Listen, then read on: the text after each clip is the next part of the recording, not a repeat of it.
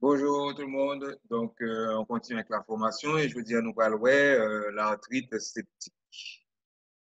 Donc, mes petits objectifs que vous proposez nous pour cette présentation, on va pas insister.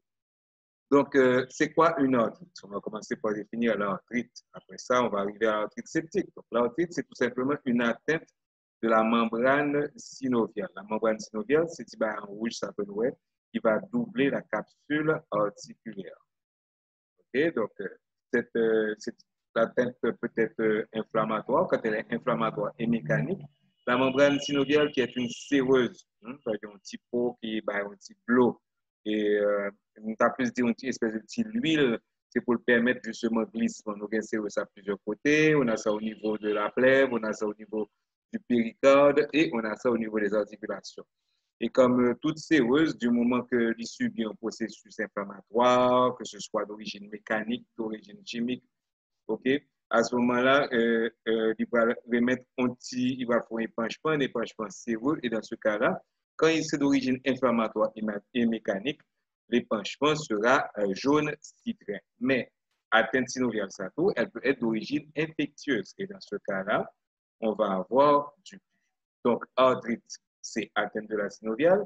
Lorsque cette attaque est faite par un agent infectieux, l'épanchement va être du pus, donc on appelle ça à ce moment-là arthrite septique. Comment est-ce qu'on attrape l'arthrite? L'arthrite, pas la compliqué. Comment est-ce qu'on attrape l'arthrite septique?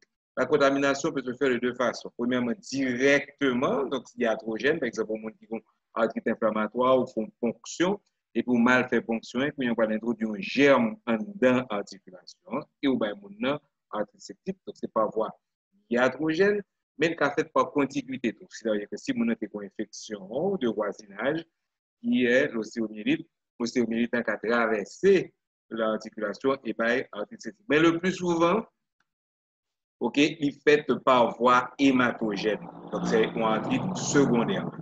Directement, c'est ce qu'on appelle une infection primaire.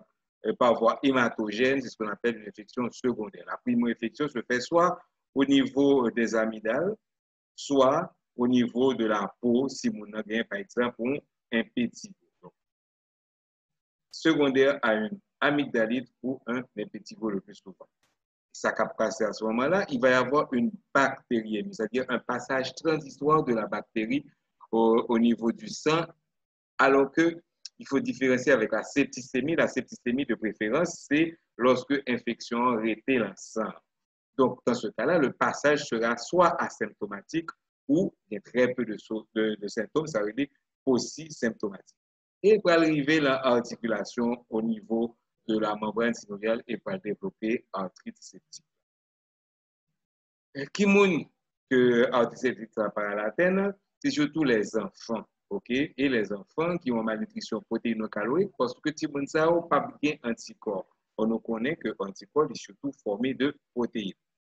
Et ça va atteindre les épiphyses fertiles, les articulations fertiles. Je nous vois sur ça à partir, normalement, si mon leur grandit, c'est surtout les membres inférieurs qui grandissent plus vite. C'est ça qui fait que le rapport qui est entre le thorax et les membres supérieurs, le rapport ça, il vient diminuer en faveur de membres supérieurs. Qui articulation qui atteint, je nous vois, donc c'est donc la hanche, mais surtout le genou, rarement au niveau du membre supérieur. Ça atteint l'enfant, ou bien l'adulte, si l'adulte a un retard, comme par exemple anémie falciforme, sida, diabète, c'est à ce moment-là que ça peut atteindre l'adulte. Et qui s'est passé de ça? OK? Le pu peut avoir un paquet de problèmes. Pour un problème que le va OK, il va l'empêcher quand il a déjà nourri, on va voir ce qu'on appelle des troubles trophiques, des troubles de la nutrition, et donc le cartilage va être asphyxié. On se rappelle que le cartilage, il n'y a pas de vaisseau sanguin, il n'y a pas de nerf, mais il n'y a pas de vaisseau sanguin pour nourrir. Donc la nutrition du cartilage se fait par osmose à travers un bon liquide synovial. Et le sang va être liquide. Deuxièmement, il y a pu en lui-même. Pu a son problème pour ça, parce que pu ça, bien mettez S, pu ça, ok, justement, il protéolytique qui va détruire le cartilage. Donc, il y a deux causes de destruction du cartilage. Un, le cartilage il va mourir par osmose. Deux, le cartilage va pas mourir parce que le pus lui-même s'attaque au cartilage. Donc, clinique. Le plus souvent, nous parlerons deux types de cliniques, puisque le plus souvent, c'est le membre inférieur, c'est le genou et la hanche. Regardez bien où est que le genou a plus signe que hanche. Pour ça, parce qu'au niveau du genou, nous avons une articulation qui est sous-cutanée. Tandis qu'au niveau de la hanche, nous avons une articulation profonde. Songez que la hanche, il y a trois, peut-être trois et plans musculaires en avant, quatre plans musculaires en arrière. Donc, la hanche est une articulation profonde. La clinique sera beaucoup plus profonde. Pour le genou, on va avoir une douleur, caractéristique douleur, ça veut dire une douleur à la mobilisation. C'est-à-dire que c'est l'eau bouger le genou. Hein.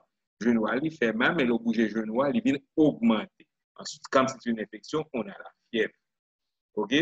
Et bien, augmentation de volume du genou. Caractéristique de l'augmentation de volume, c'est la disparition des méplats. Donc, si nous besoin un genou qui augmente de volume, à sous chaîne YouTube que je gagne parce que nous déjà développé ça dans l'autre vidéo. C'est qu'au niveau de la hanche, on va retrouver la douleur et la fièvre, la douleur à la mobilisation et la fièvre, ou pas pour un champ augmenté de volume parce que c'est une articulation profonde, j'aime dit. À noter, les parents vont toujours parler de la notion de chute. Alors, m'expliquer la notion de chute. Le plus souvent, c'est Timon. Timon pas qu'on marcher bien. OK? Donc, Timon toujours à tomber. Donc, pour parents, depuis que Timon a un problème dans le genou, il a un problème dans la hanche, son seul cause que le cas gagné, c'est parce qu'il est tombé.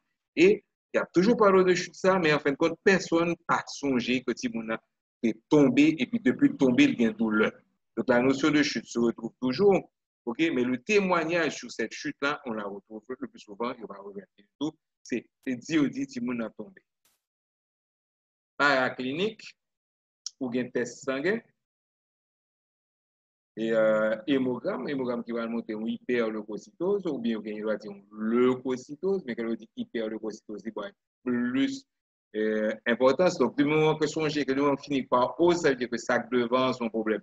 Donc, hyper un pile globule blanche et ça son problème. Naturellement, vous êtes avec augmentation de la VS et de la CRP.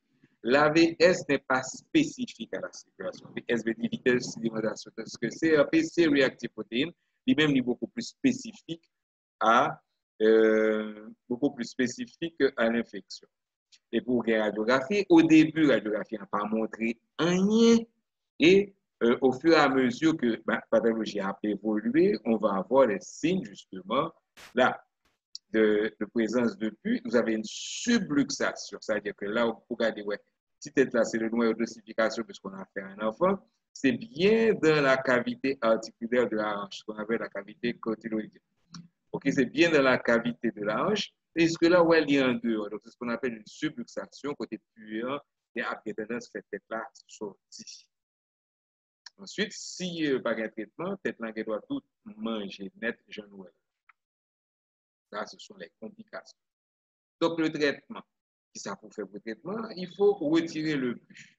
OK, on peut le faire par fonction, c'est pas un bagage, mais la meilleure façon pour retirer le pus, c'est de faire une toilette articulaire pour lancer l'opération ou l'ouvrir articulation, nettoyer, bien nettoyer, OK, pour le pus. Et une fois qu'on a fini d'évacuer le pus, c'est l'antibiothérapie. Bon, j'aime tout là, moi-même, j'ai commencé l'antibiothérapie qui jusqu'à présent donne d'assez bons résultats. C'est avec un an d'antibiothérapie avec la tuberculose. Quel marqueur qui vous permet de connaître que le traitement a bien marché, c'est lorsque vous avez la disparition de l'hyperleucocytose, mais qui va quand même disparaître lorsque l'infection devient chronique. Ensuite, ou bien VS qui va diminuer et CRP. CRP1, c'est diminuer plus rapide.